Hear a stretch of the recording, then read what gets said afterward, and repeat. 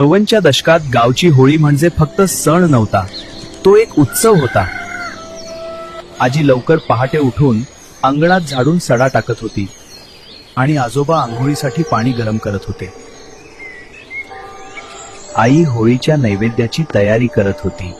पुरणपोळीचा सुगंध, तुपाचा वास आणि चुलीचा धूर सगळं घर सणाने भरून गेलं होतं. आणि आम्ही मुलं सकाळी लवकर उठून होळीची सजावट करत होतो. आईने नैवेद्याचं ताट सुंदर सजवला आणि हे सगळं करता करता संध्याकाळ झाली. सगळ्या बायका मुली नटून थटून नव्या साड्या नेसून केसांत फुलं माळून होळीकडे निघाल्या. ते हातात नैवेद्याची ताटं, ओवाळणीची तयारी आणि चेहऱ्यावर सणाचा आनंद. संपूर्ण गाव होळीसमोर जमलं होतं आणि हलकी शिंगाचा आवाज गावभर घुमत होता.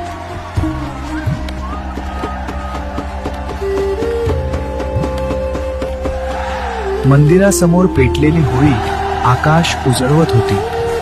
होळी रे होळी पूर्णच होळी च्या गजर संपूर्ण गावभर घुमत होता. आजही हलगीचा आवाज ऐकला की ते दिवस डोळ्यासमोर उभे राहतात. लहानपणीची ती होळी आठवते का? कमेंट करून नक्की सांगा.